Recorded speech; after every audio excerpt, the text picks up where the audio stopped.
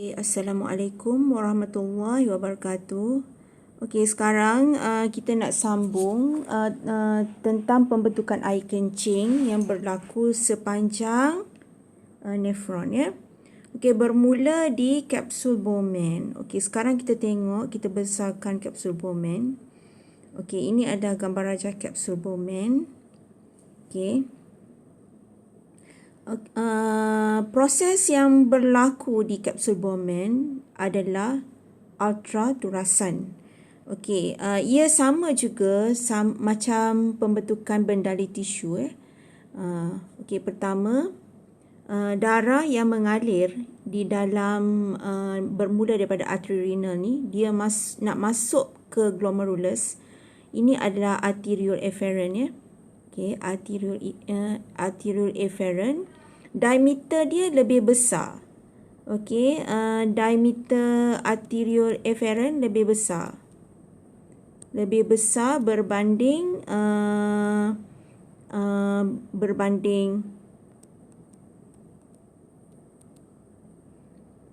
arteriole efferent.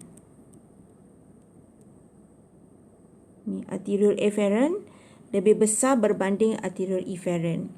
Okey, perbezaan diameter ini mewujudkan tekanan hidrostatik. Okey, so ada dua faktor lah yang boleh mewujudkan tekanan hidrostatik. Pertama, darah daripada jantung, okey, mengalir masuk melalui arteri renal. So, ini adalah dalam arteri. So, darah tadi berada dalam keadaan tekanan tinggi. Okey, tekanan tinggi. Okey, faktor kedua adalah diameter ni. Diameter arteriole efferent lebih besar berbanding arteriole efferent. Okey, wujudnya keadaan ini maka akan mewujudkan satu tekanan yang dinamakan sebagai tekanan hidrostatik. Okey, tekanan hidrostatik membolehkan semua bahan di dalam kapilari darah atau glomerulus ini keluar. Okey, ke dalam ruang kapsul Bowman ini. Okey, dia keluar membentuk hasil turasan glomerulus. Namanya hasil turasan glomerulus.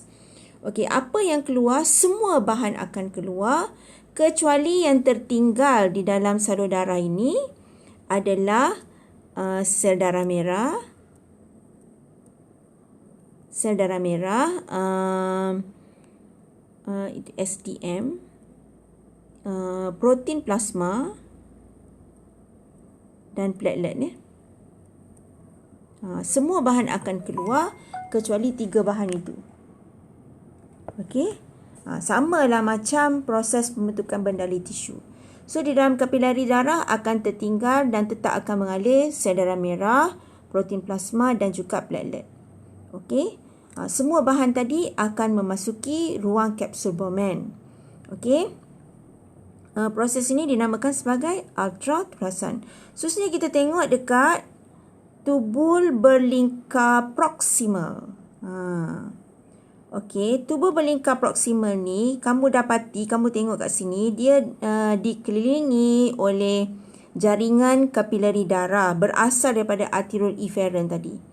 Okey. So, kalau kita lukis gambar rajah untuk memudahkan kamu faham. Okey. Katakanlah ini adalah tubul renal tadi, iaitu tubul berlingkar distal, dan sebelah ni adalah yang sangat berdekatan dia adalah kapilari darah. Ini adalah kapilari darah. Sebab kita nak bincang tentang proses yang dinamakan sebagai penyerapan semula. Okey, ini adalah proses kedua lah yang berlaku. Proses yang pertama tadi dinamakan sebagai ultraturasan.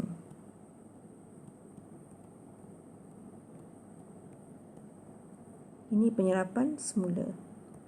Okey, so kita tengok kat sini. Okey, semua hasil turasan glomerulus dia akan masuk tubul berlingkar distal. Sini. Okey, semua bahanlah yang tadi yang mengandungi glukosa, asid amino, air, garam dan sebagainya. So, apa berlaku di sini? Penyerapan semula. Apa yang akan diserap?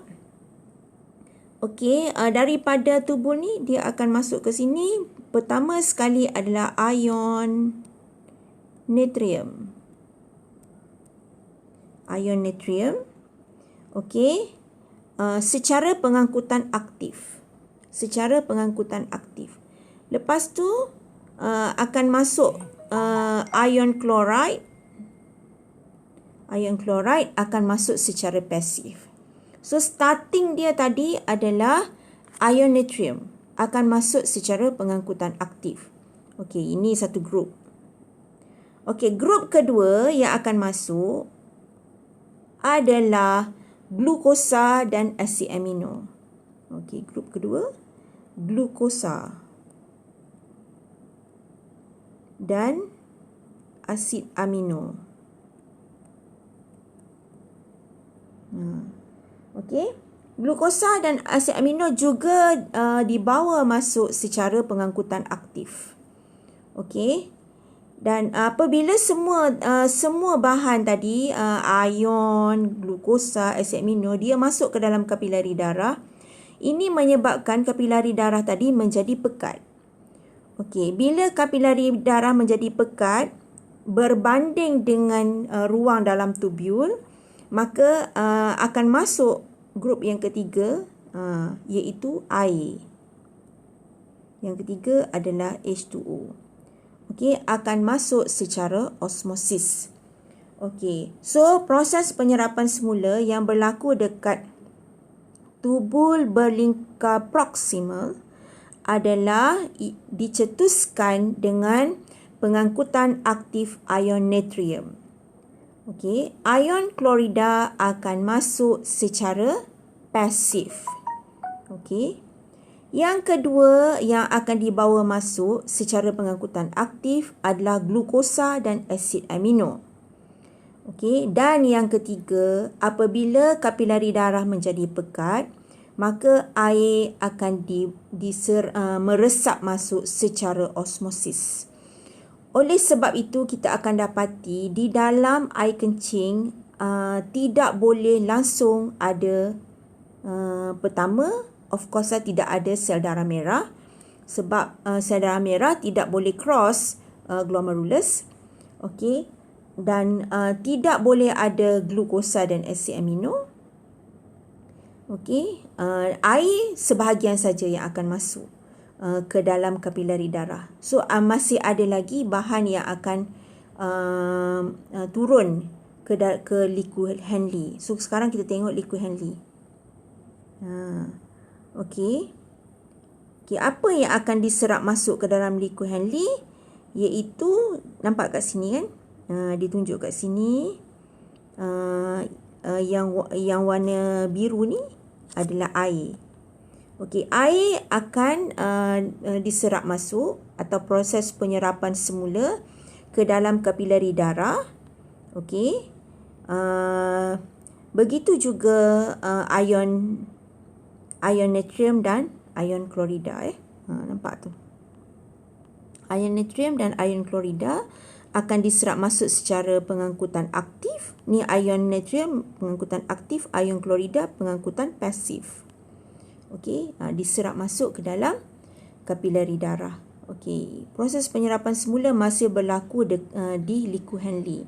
Now, kita tengok pula kepada tubuh berlingkar distal. Okey. Okey, dekat tubuh berlingkar distal, proses penyerapan semula ion tadi masih berlaku. Okey, penyerapan semula ion ke dalam kapilari darah masih berlaku. Okey, tetapi akan berlaku satu lagi proses yang kita namakan sebagai rembesan. Okey, kamu boleh rujuk buku teks muka surat 255. Sementara cikgu tunjukkan gambar rajah ini, kamu boleh rujuk buku teks muka surat 255. So, apa yang dirembeskan ke dalam tubul berlingkar distal ni. Okey, Ini kalau rembesan daripada tubul, daripada kapilari masuk ke tubul. Ya. Kalau penyerapan semula dari tubul masuk ke kapilari. So, dia bertentangan. So, apa yang sepatutnya daripada kapilari darah dibawa masuk semula ke dalam tubul, iaitu, kamu boleh lihat senarai itu, iaitu ion hidrogen.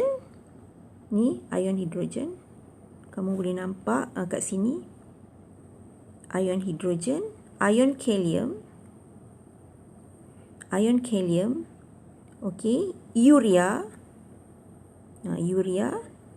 okey, dan semua bahan-bahan kumuh yang kita tidak perlukan. Contoh, kreatinin, asid urik, dadah, toksik dan sebagainya akan dibawa masuk ke dalam tubul berlingkar distal.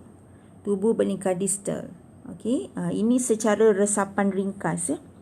Dan juga pengangkutan aktif. Okey.